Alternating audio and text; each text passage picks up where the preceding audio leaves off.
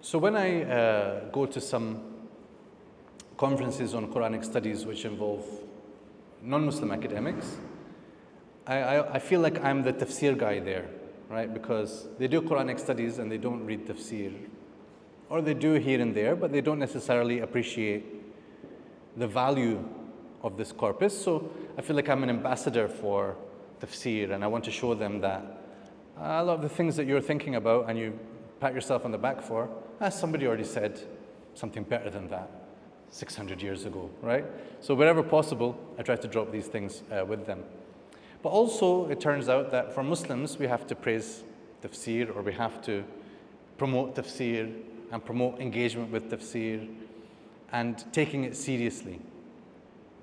So the obvious thing, the pious thing, in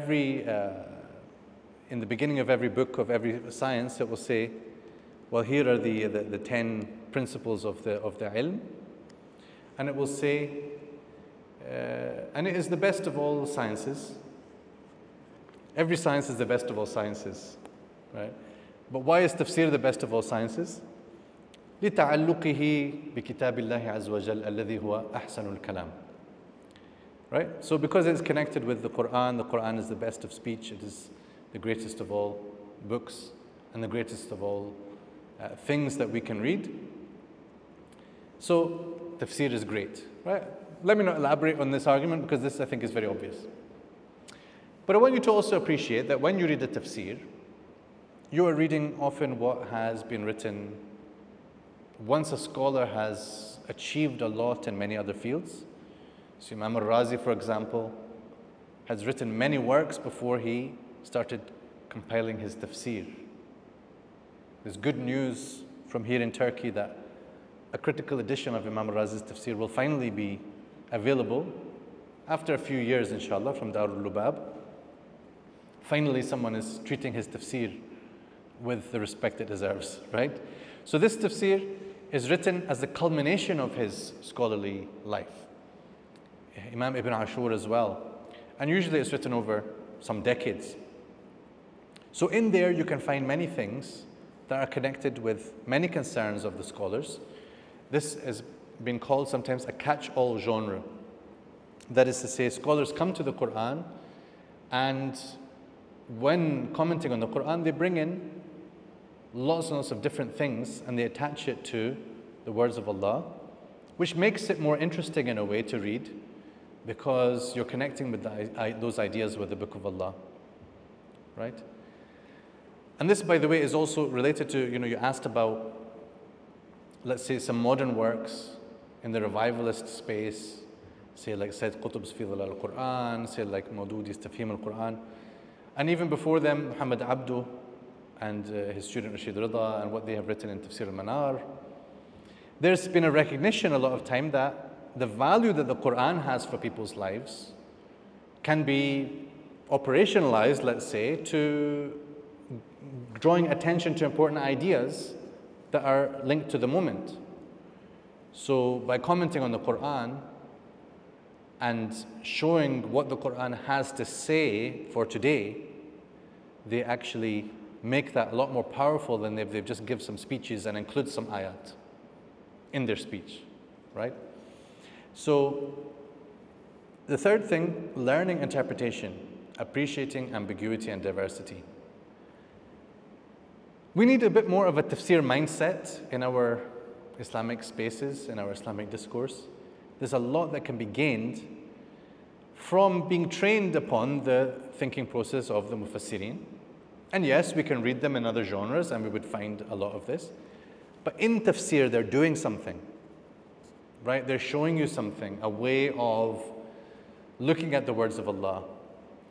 By reading tafsir, you start to realize that, well, things are of different levels of clarity. Because there's a common thing amongst Muslims in general just to say, well, the Quran is clear. I mean, it's clear that you don't read the Quran, right? The Quran is clear as a statement ideologically, in principle. I can fully understand because there are some ayat which describe it as Kitab al-Mubin or Ayat al-Kitab al-Mubin. So it is a book which is mubin. We'll come to this point. But the fact is, there's a lot of complexity in the Quran. There's a lot of depth in the Quran. It's not a simplistic book. And not all of the Quran is as easy as every other part of the Quran. There are parts which are extremely clear and easy to understand, and other parts which the ulama themselves, the mufassirun themselves, are telling us, this ayah is extremely difficult. And almost if you were to say that out loud in our modern times, someone would say, how dare you suggest that any part of the Quran is difficult? Again, this means you don't read tafsir. If you read tafsir, you would find the scholars saying this about certain ayahs. وَهَذِهِ الْآيَةِ مِنَ الْمُشْكِلَاتِ هذه الآية أشكل آية في القرآن معنى وإعرابا وحكما وتفسيرا. Certain ayat they said about it, it's just the most difficult thing in the whole book. So, by reading tafsir, you actually recognize that things are not always as easy and as simple as people would like them to be, as the common people would like them to be. And we are among them, but we are also trying to be طلاب العلم. A talib ilm has to become used to diversity and used to ambiguity and used to difficulty as soon as possible, right? Because it's better to get awakened to this relatively early, and then you can appreciate it, and then you can actually enjoy it.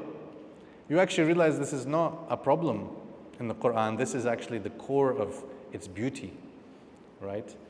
And even at the heart of its i'jaz is how it is never exhausted. If it was a simple book with one meaning in every ayah, that's just 6,236 propositional statements, easy, tick them off one by one. Quran is finished, give me another book. No, the Quran is the book until the end of time. So how is it going to be that if it's all extremely simple and simplistic and everything is close at hand, right? So by engaging with tafsir, we can get into this and we can see what the scholars are thinking about and how they're thinking about it, and we can learn the modes of interpretation. Methods and solutions for Islamic issues. Maybe I can touch here on what Danish brought up. People are debating.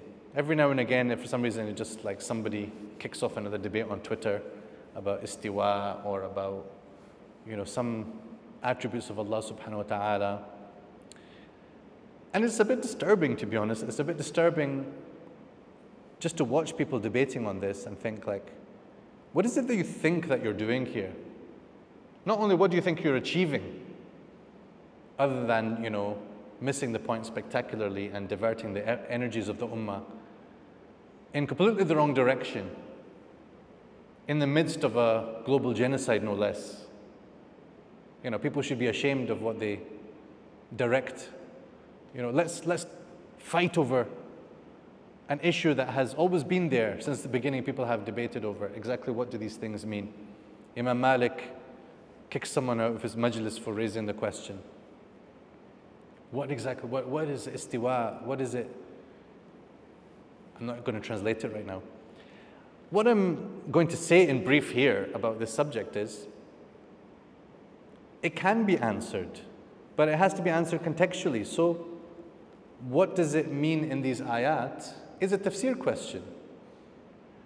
I see this much more as a tafsir question than an aqidah question. Right? The aqidah is tanzihullah. So whether you do tanzih by saying, well, this requires a ta'wil. Hopefully we're in good company. We can say the word ta'wil and not, no one gets angry, right? So either we say, oh, this requires ta'wil, or we say, bila kayf, or kama yaliqu bi jalali. Use these kind of, this is like a band-aid expression. You throw it on. And I'm okay with that as long as you know that's what you're doing. Just say, I'm not going to do ta'wil, I'm just going to say, in the way that's befitting of Allah. So this is tanzih. You know tanzih? Everyone knows tanzih? So this is the aqidah part. After that is tafsir. So if you don't want to do tafsir, that's fine. Leave it to those who will do tafsir, but don't try and stop mufassirs from doing tafsir, right? And tafsir and ta'wil, in some contexts mean the same thing. So here it probably means doing a kind of ta'wil, or reading the ayah as a whole without getting caught up in what exactly is the istiwa part of the ayah. No, you're saying, what is istawa ala al-arsh? What does that signify in the context? What is yadullahi fawqa aydihim? Not what is yad. Who started this thing of, let me focus on one word and have endless debates over yad? And they come up with new terms all the time. They started inventing English ways to debate this. I mean, the worst thing you can do on these sifat is to take the debate into another language. Right? It's asalatan, an Arabic question and an Arabic problem. And as soon as you start to say, what is the hand of Allah? Oh, you created another problem. It's not handullahi fawqa hunudihim, right? It's not hand, it's yad. So it's an Arabic question. It's a tafsir question. But because tafsir has been so marginalized, the Aqidah police are ruling the roost. If we spread a greater appreciation of tafsir, I think we could calm people down, right? So that's not the only example of Islamic issues that it provides solutions for. Actually, tafsir should provide solutions for much more pressing issues. Like I said, tafsir is the culmination of these great scholars' lives. It's also the best of their thinking. It shows us how to reflect on the Quran. I mean, some of the briefer tafsirs, maybe it's harder to get that from it. Like Tafsir Jalalain, for example, we brought up.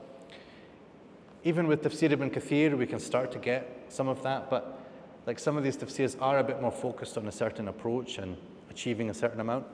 But when you get to something like Tafsir al-Razi, many doors of reflection are clearly opened for you.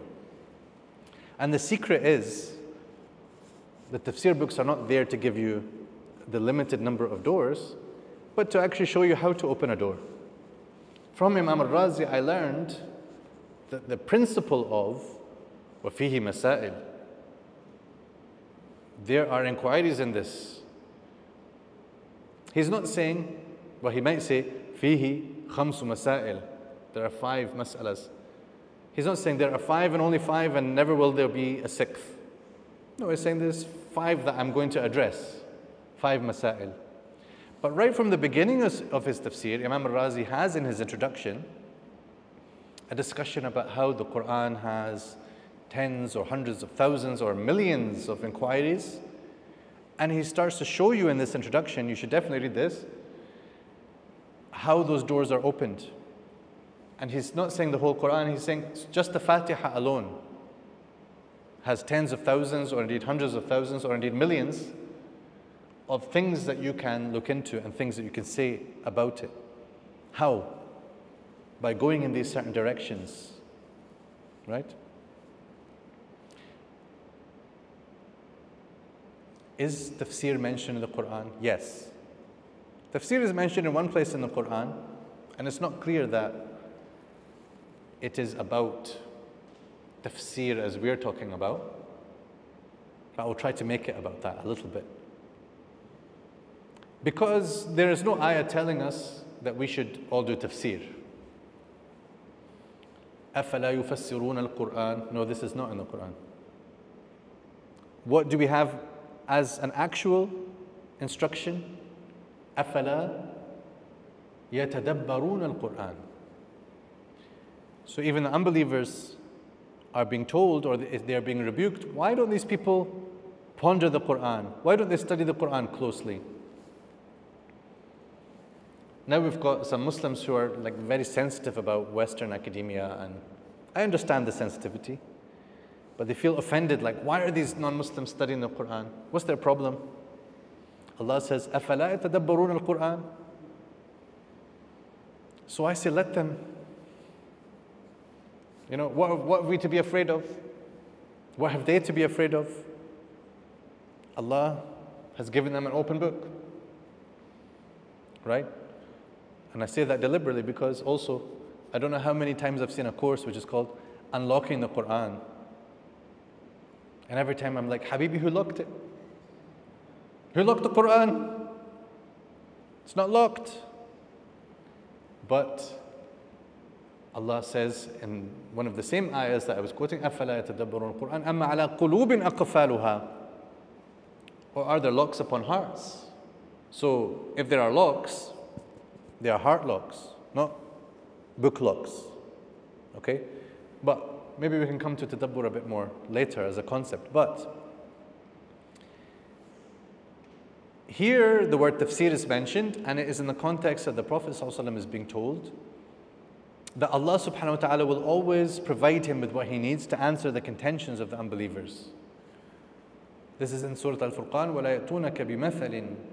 And a mathal here is explained as sometimes, mischievous skeptics, they come to you with some kind of constructed point or argument. They want to cause a problem. So that's here the mathal. إِلَّا جِئْنَاكَ بِالْحَقِّ وَأَحْسَنَ تَفْسِيرًا. That Allah will provide him, perhaps in the form of more ayat which are revealed, with the truth and the best explanation, the best clarification. That's a tafsir. So this is divine tafsir. So this, I think, is also one of the core questions that feeds into usul al-tafsir. And I would place it somewhere in the deep usul. And that is the very need for tafsir at all. And this to me is something that, I still grapple with, right? Sometimes people, they get upset, like they see, whether it's scholars or academics, especially those of us who studied in the West with the Orientalists, and so we have been influenced by them, right? So if we say something like, I struggle with this, or I grapple with this, they'll say, you see how the doubt has entered that person's heart, and now he has become a mulhid, and now he is spreading his deviance. I know that we're not in that kind of company here, but we need to recognize this is going on. Again, I'm learning from the scholars, and I'm seeing how they are vulnerable at times. And they tell me through their works. وَهَذَا مِنَ الْمُشْكِلَاتِ, for example. They don't have to put on the bravado all the time. That's what some people have the idea of what a Muslim scholar is someone who knows everything or is certain about everything. One thing I'm certain of is a person who's always certain cannot be a scholar, cannot even be a talib ilm. Like, until you're able to open yourself up to question your prior assumptions, you simply cannot learn anything. You simply cannot. So we should need to ask ourselves periodically, when was the last time I changed my opinion on something? And if it was a long time ago, you should be worried, right? Some people, they take a video of the same scholar from like 15 years ago, and then today, and they say, look at this old, you know who I'm talking about, but look at this old one, he's refuting the new one. See when he had a longer beard and he was more pious, versus now he's shortened it because the Orientalists told him to. So now, look, the old one is refuting the new one. The opposite, Habibi, the opposite. I mean, you can agree with the old one if you want, that's fine. But why are we blaming someone for changing their opinion over time? Like, did you want him to keep the same opinion? This to me is as daft and as senseless and as frustrating as when they say to you, why is that scholar saying such and such? Even a jahil knows that it's the opposite of that. Even a jahil knows? First of all, a jahil does not know. A jahil thinks. So if a scholar has the opposite view of a jahil, why are you blaming the scholar? Do you see the problem? But genuinely, I come across this statement in the wild frequently. I know what the basic is like a slang word now as well. It fits here, right? A basic bro and a basic talib ilm. I know what you think, and I know what the books say, and I know what the books say, believe me. And if you come to me and say, you said tafsir is like this, but this introductory book says the opposite of that, I'll be like, okay. So do you want me to go back some levels to the introductory level and agree with that? Because if so, why did you ask me to come? Like, right? The point is, scholarship is supposed to push boundaries and change opinions, and the scholar has to, in the first place, change his or her own opinions and present those things to people, and they may accept them or not. Anyway, I think that these are things that I would like you to keep in your mind as you listen to different teachers and scholars better than me over the coming days, that this is a kind of crisis of knowledge that we are in, a crisis of discourse. We can't talk sensibly anymore. There is a stifling. There is an intellectual terrorism, frankly. I'm borrowing this term, I heard irhab fikri, right? Where you're not allowed to have a contrary view. Whereas I think the whole point of scholars is to have contrary view. Otherwise, they should not bother. Like, what's the point in studying for years and years, and after the 20, 30, 40, 50 years, you believe exactly what you believed when you started? Then what was that whole 50 years for? Okay, so the entry to this was, I was saying, I struggle with this dichotomy ever so slightly, that the Quran itself is a communication. And Allah subhanahu wa ta'ala has the best of speech. Right? So in principle, there should be no need for anyone to explain his speech. Do you see the core of the issue here? And there are some people who actually stick to this, particularly, I mean, the Quran-only people. Quran-only, or Quranism, or different terms, right? Those who reject the Sunnah, reject the use of what they call external sources to understand the Quran. They are committed to the idea the Quran is clear and nothing else is needed. And therefore, the quickest answer to them is to say, okay, explain such and such ayah to me then. And of course they don't know. I mean, they don't really study the Quran that much, these people in general. Also, another thing that I say to these people is, well, you've just sent me a website talking about why there's Quran only and we should not have to read anything else. So I said, so why should I read your website? Why should I read your book? Why should I read your translation? If the Quran is enough, I've read the Quran. I've read it more than once. And it didn't lead me to the view that I have to reject everything else. It didn't lead me to your school of thought. So now, are you going to accuse the Quran of being insufficient guidance because it hasn't guided me? You see the problem? It's a self-contradictory proposition. So, it is an effective communication. It is a miracle of communication. And yet, we're going to say, there is a need for tafsir. And this even goes back to statements about the Quran is more in need of the Sunnah than the Sunnah is of the Quran. I don't want to get caught up in this statement of Imam Awza'i. It needs to be understood carefully. But there was a general acknowledgement that you're not really going to understand the Quran unless it's embedded in a context. And that context is the Sunnah. Because the Sunnah doesn't just mean the compilations of hadith, that is an expression of the Sunnah. But the Sunnah was also the practice of the community. Right? You don't have to be Maliki to say that. You know, Amal Ahl Medina, you know, is a clear manifestation of this. But in general, the Sunnah was the way of the Muslims. That's why, you know, we ended up calling this large conglomeration of things Ahl Sunnah wal Jama'ah, right? So the Sunnah is a term that's not about the books of hadith. Otherwise, I would be jealous. Why is it Ahl Sunnah? Why is it not Ahl Quran and Ahl Tafsir wal Jama'ah? But Ahl Sunnah, because the Sunnah here has a wider and stronger meaning than the compilations of Sunnah. And the Prophet ﷺ himself explained things at times, right? Which opens the door to others to do it. And we know that the Prophet ﷺ was appointed as the one to explain the Quran. لِتُبَيِّنَ لِلنَّاسِ مَا نُزِّلَ إِلَيْهِمْ وَلَعَلَّهُمْ يَتَفَكَّرُونَ. People normally kind of ignore the last part of the ayah, right? So we have given you the scripture now O Messenger sallallahu alaihi wasallam, so that you would make clear for people what has been revealed to them. لِتُبَيِّنَ لِلنَّاسِ.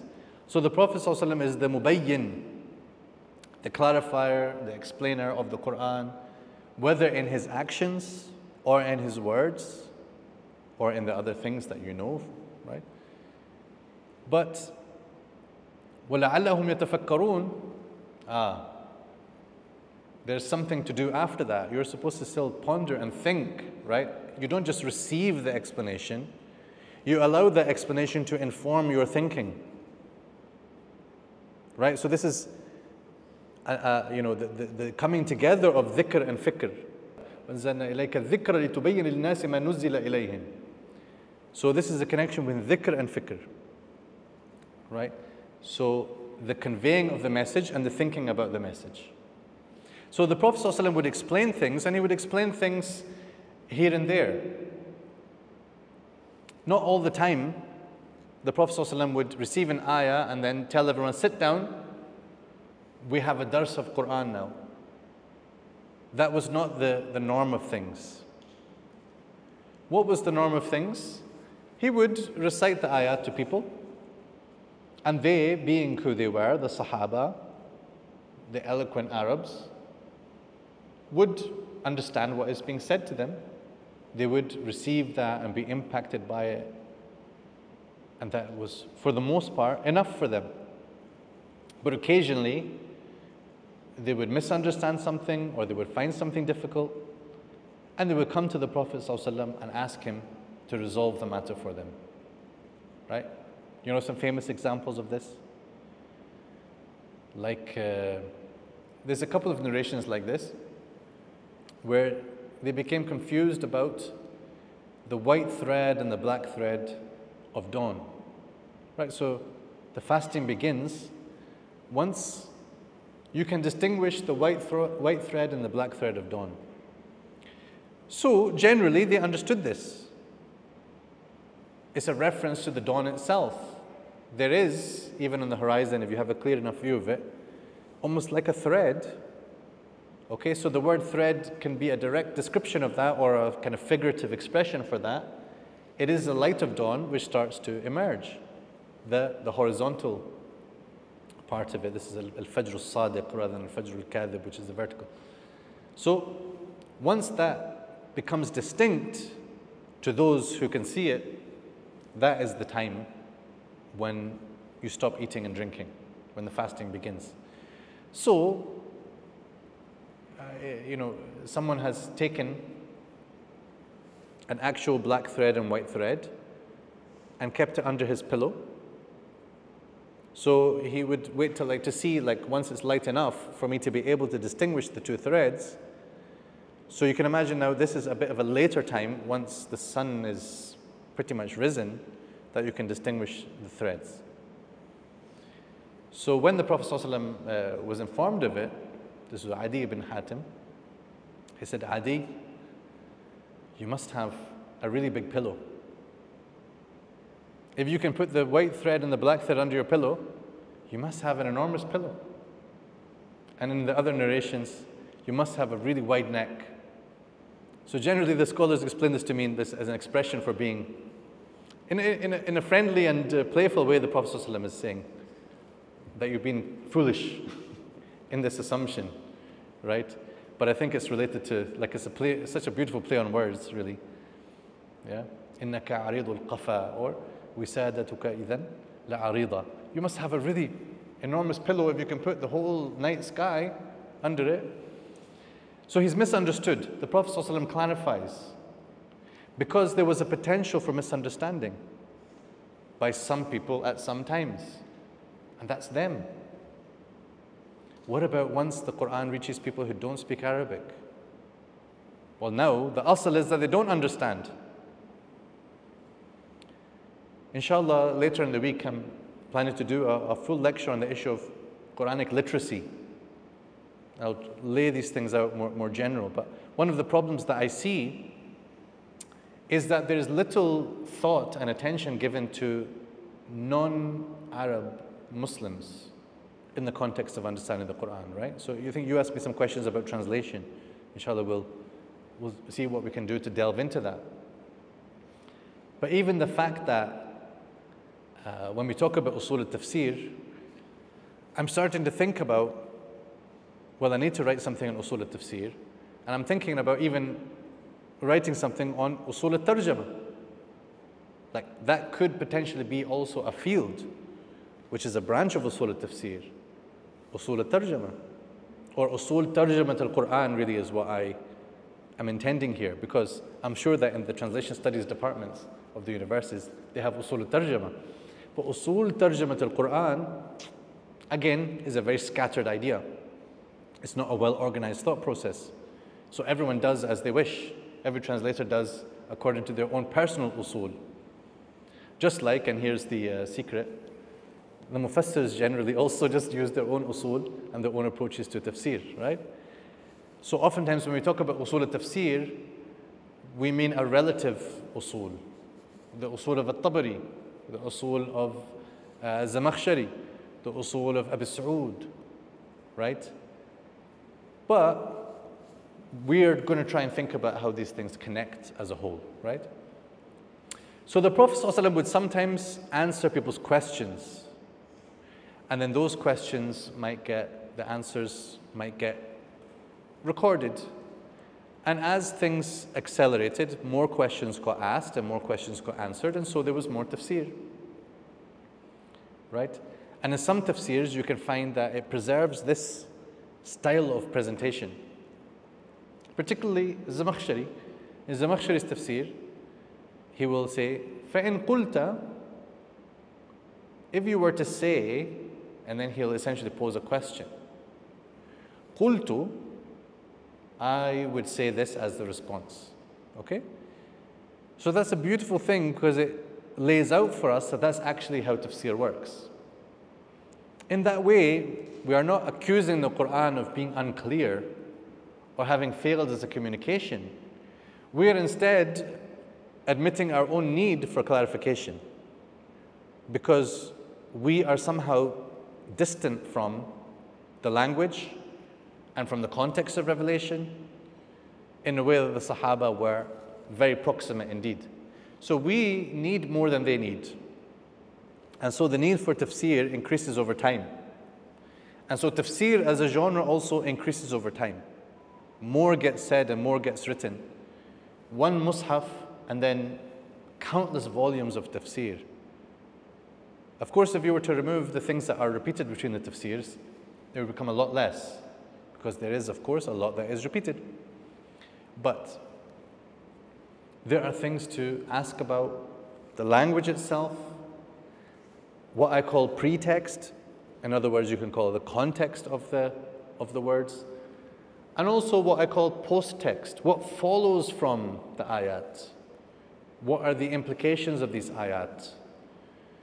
So Imam Maturidi, in his Ta'wilat al-Qur'an, or Ta'wil Ahl-Sunnah, Ta'wilat Ahl-Sunnah, this book, he talks in the beginning about the difference between tafsir and ta'wil. And the way he talks about it is roughly like this. Tafsir is something limited to the essential meaning of the ayah, and that's where the Sahaba really can tell us what it meant, because they're the ones who really grasp the context. He's not saying we can only base this on qawl al-Sahabi, because we would then be lacking a lot. But he's saying it's the type of thing that a Sahabi would know best is the actual tafsir of the ayah. But then he says there are all the things that follow from the ayah, right? And this is what he calls the ta'wil. And this is the domain of the fuqaha.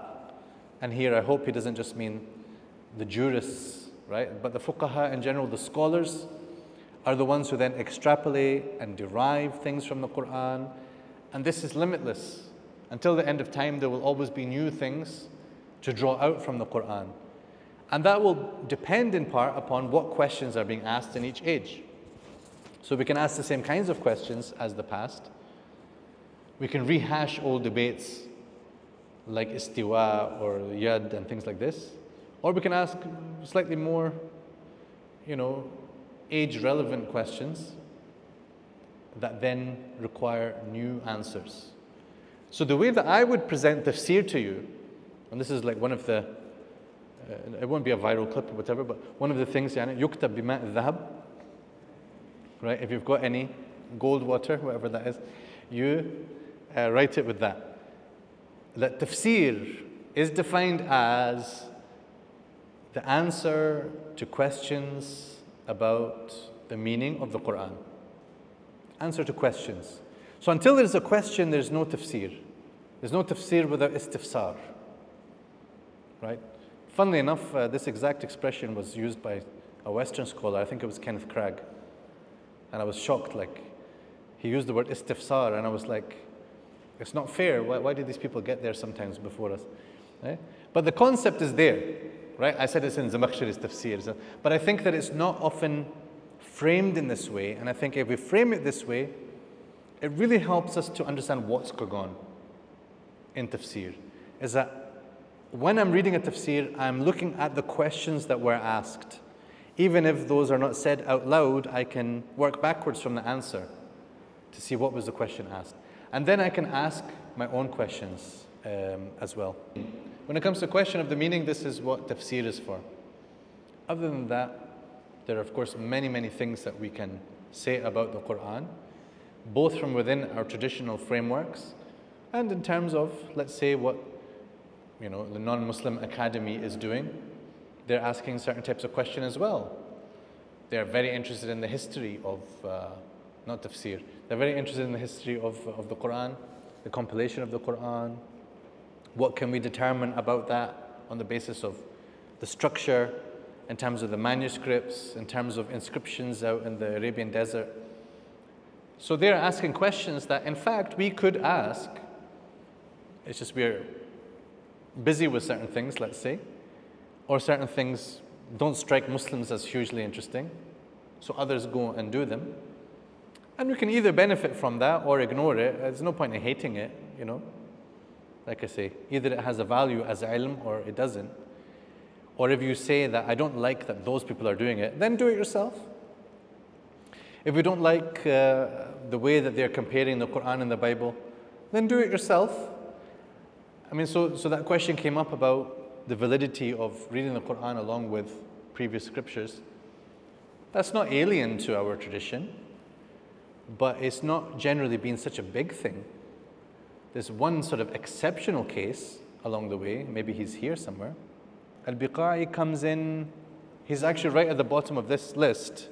So he died in 885 of the Hijrah. And he's obviously from a Syrian origin, from Biqa', but I think he mostly operated in Egypt.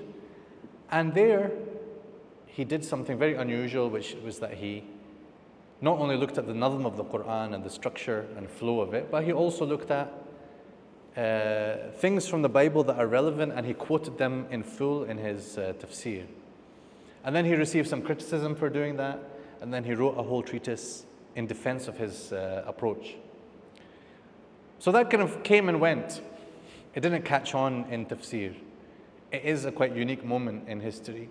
But then in modern times, you have people coming at it from the other direction. They came from biblical studies or history or whatever, and then they're reading the Quran and comparing it with the Bible, and we get nervous about them doing that. But, as I say, al-hikmatu dalatul mu'min. If there is hikmah in it, if there's anything good in it, then it's ours. Go and grab it. Do it better. Do it in a way that makes better sense for the concerns of Muslims and Islamic scholarship, right? And there are people, there are Muslims operating in this kind of space, and they deserve to be supported in that.